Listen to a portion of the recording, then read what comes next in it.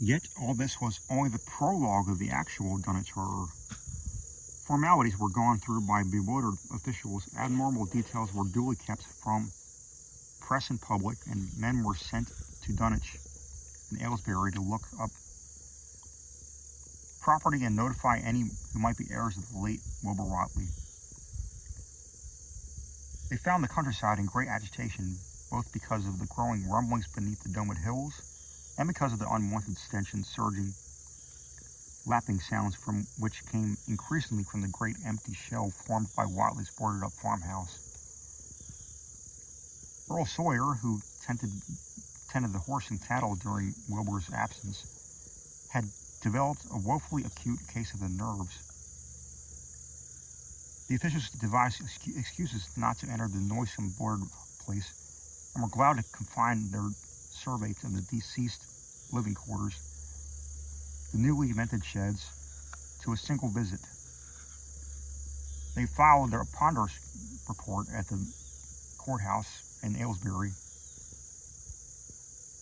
and litigations concerning heirship are said to be still in progress amongst the innumerable Whateleys, decayed and undecayed, of the upper Miskatonic Valley. An almost indeterminable manuscript in strange characters written in a huge ledger and judged a sort of diary because of the spacing of the variations in ink and penmanship, presented a baffling puzzle to those who found it on the old bureau which served as its old owner's desk. After a week of debate, it was sent to Miskatonic University, together with a deceased collection of strange books, for study and possible translation, but even the best linguists soon saw it was not likely to be unriddled with ease. No trace of the ancient gold with which Wilbur and old Whately always paid their debts has yet been discovered. It was in the dark of the September 9th that the horror broke loose. The hill noises had become very pronounced during the evening, and dogs barked frantically all night. Early risers from the tent noticed a peculiar stench in the air. About 7 o'clock, Luther Brown, the hired boy at George Corey's, between Cold Spring Glen and the village, rushed frenziedly back from his morning trip to the 10-acre meadow with the cows. He was almost convulsed with fright as he stumbled in the kitchen, and in the yard outside the no less frightened herd were pawing and blowing pitifully. Having followed the boy back in the panic they shared with him, between gasps, Luther tried to stammer out his tale to Mrs. Corey. "Up there in the road beyond the glen, Miss Corey, they's something been there. It smells like thunder, and all the bushes and little trees is pushed back from the road, like they's a house been moved up along it. And that ain't the worst. Another.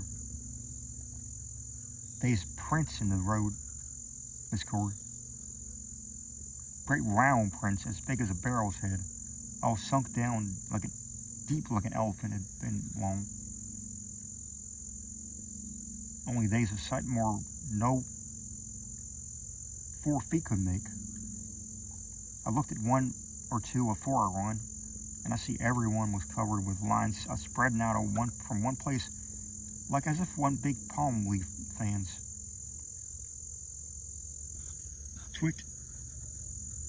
Twice or 3 times as big as they is, had have been pounded down in the road.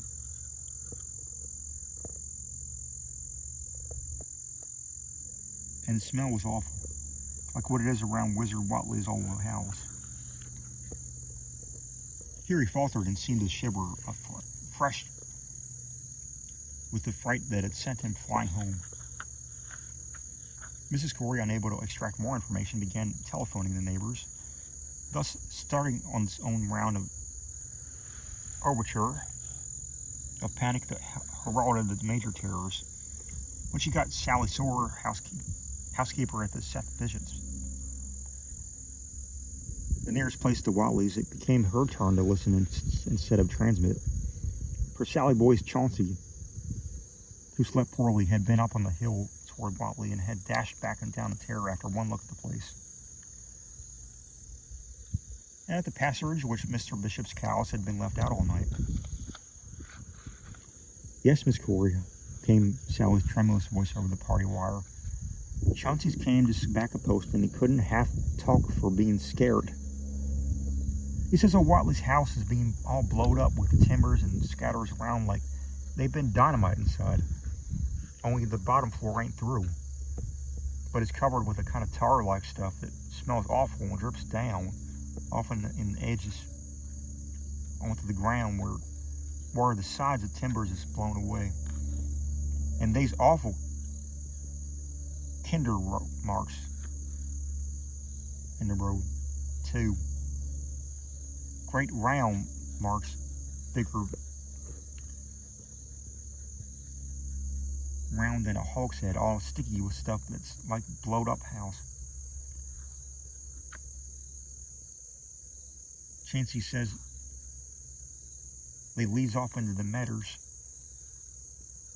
where a great swath wider than the barn was matted down, and all the stone walls tumbled every which way it goes. And he says he, Miss Corey, and how he sought to look for safe cows, frighted as he was, and he found them in the upper pasture, nigh the double-top yard in the awful shape. Half on 'em's clean gone, and nigh half of 'em's left is sucked most of dry blood, with sores on 'em like they had been on Watley's cattle ever since Lavinia's black brat was born.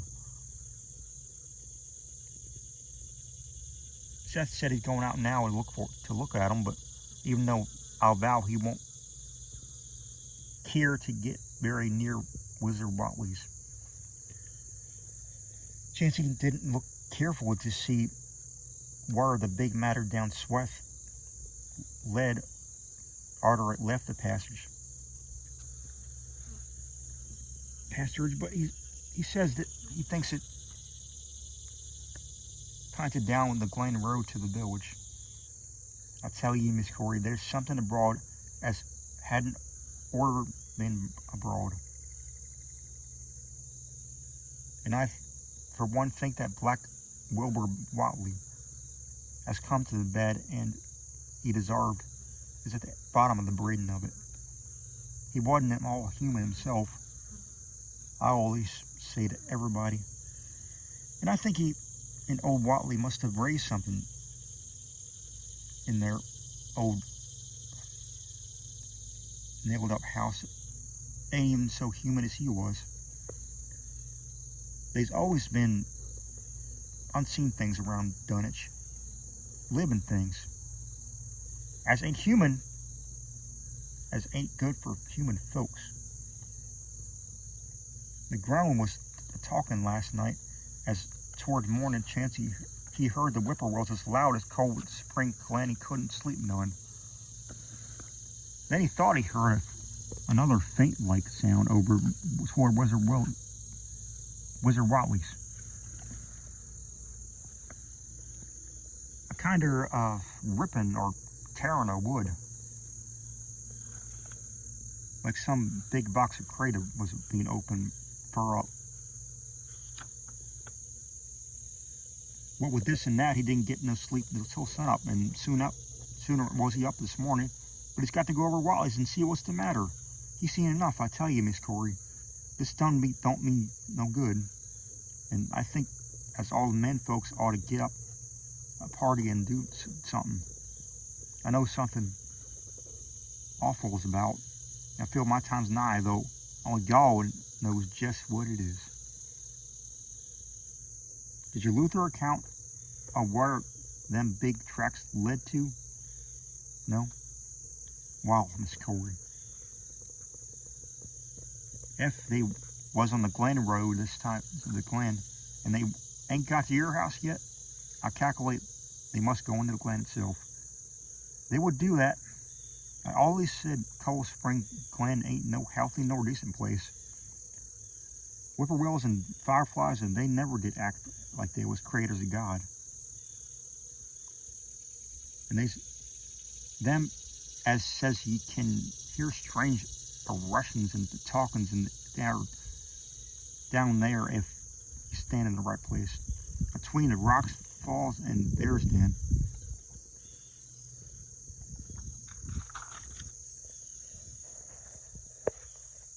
By that noon, fully 3/4 of the men and boys were trooping over the road at meadows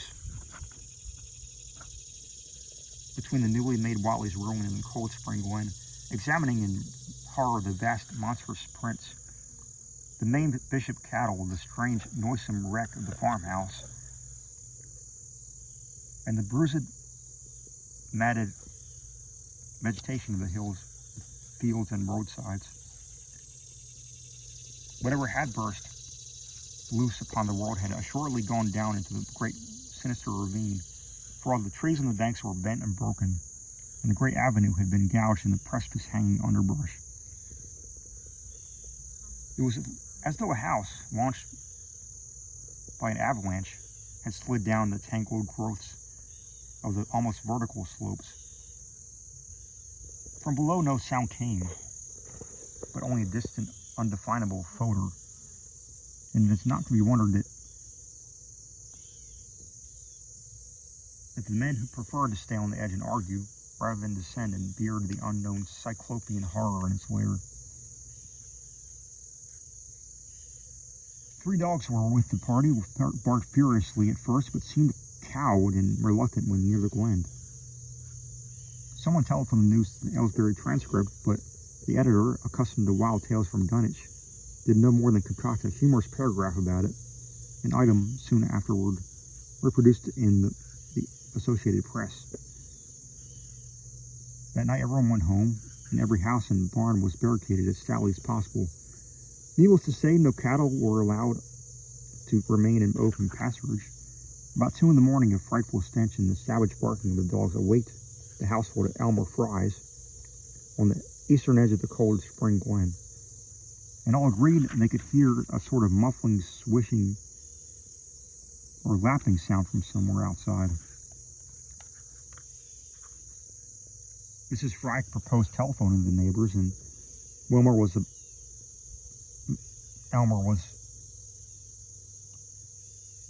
about to agree when the sound of splintering wood burst in upon their deliberations. It came apparently from the barn and was quickly followed by a hideous screaming and stamping upon the cattle. The dogs slavered and crouched close to the feet of the fear-numbed family. Fry lit a lantern through force of habit, but knew it would be death to go out in that black farmyard. The children and the womenfolk whimpered, kept from screaming by some obscure vestigial instinct of defense which told them their lives depended upon silence. At last the noise of the cattle subsided to a pitiful moaning, and a great snapping, crashing, and crackling ensued. The Frys huddled together in their sitting room, did not dare to move until the last echoes died away from far down in Cold Spring Glen. Then, amidst the dismal moans from the stable and the demoniac piping and late whippoorwills in the glen, Selina Fry tottered to the telephone to spread what news she could of the second phase of the horror. The next day, all the countryside was in a panic, and cowed, uncommunicative groups came and went where the fiendish thing had occurred. 2 titan swaths of destruction stretched from the glen to the Fry farmyard. Monstrous prints covered the bare patches of ground, and one side of the old red barn had completely caved in.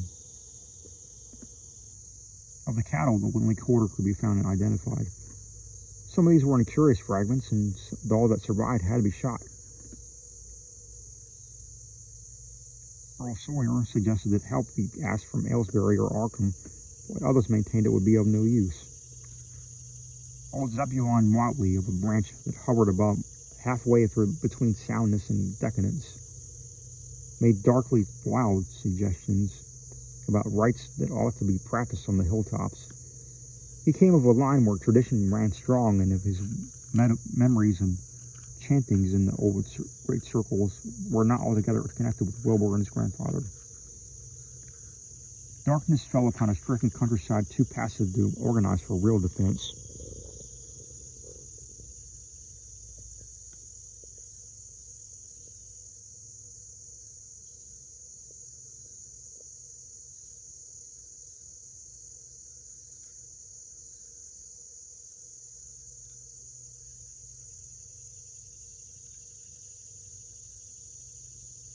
In a few cases, closely related families would band together and watch in the gloom under one roof, but in general there was only a repetition of the barricading of the night before.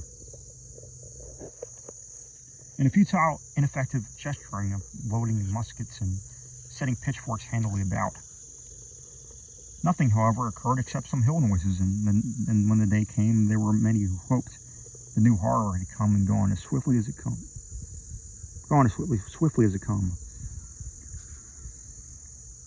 There were even bold souls who proposed an offensive expedition down in the glen, though they did not venture to set an actual example to the still reluctant majority. When night came again, the barricading was repeated, though there was less huddling together of families. In the morning, both the Fry and the Seth Bishop households reported excitement among the dogs and vague sounds and stenches from afar, while early explorers noted with horror a set fresh of monstrous tracks in the road skirting Sentinel Hill. As before, the sides of the road showed a bruising indicative of the blasphemy. Stupendous bulk of the horror. Whilst the confirmation of the tracks seemed to argue a passage in two directions, as if the moving mountain had come from Cold Spring Glen and returned to it along the same path. At the same base of a hill, of 30-foot swath of crushed shrubbery saplings led steeply upward, and the seekers gasped when they saw that even the most perpendicular places did not deflect the inexorable trail. Whatever the horror was, it could scale a sheer stony cliff of almost complete verticality. And also, as the investigators climbed around to the hill's summit by safer routes, they saw that when the trail ended, or rather reversed, there. It was here that the Watleys used to build their hellish fires and chant their hellish rituals by the table-like stone on May Eve and Hallowmass.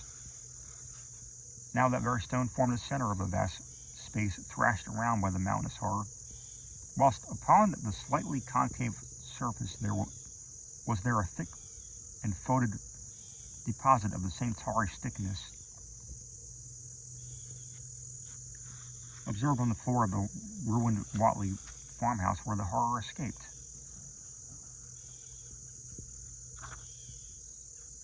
Men looked at one another and muttered. Then they looked down the hill. Apparently, the horror had descended by a route much the same as that of its ascent. To speculate was futile. Reason, logic, and normal ideas of motivation stood confounded.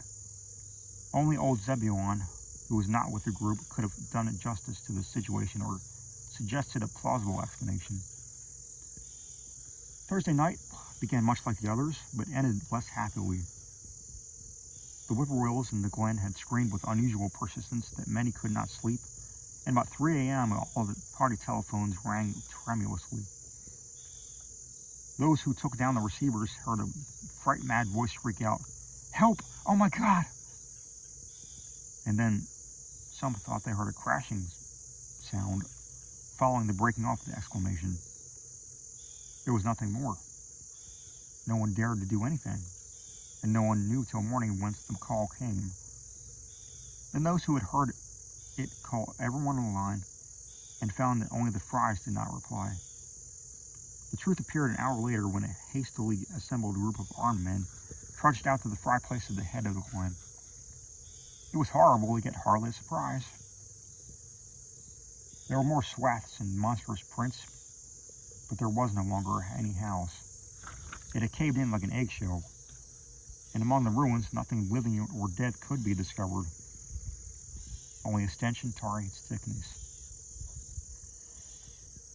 Elmer Fries had been erased from Dunwich.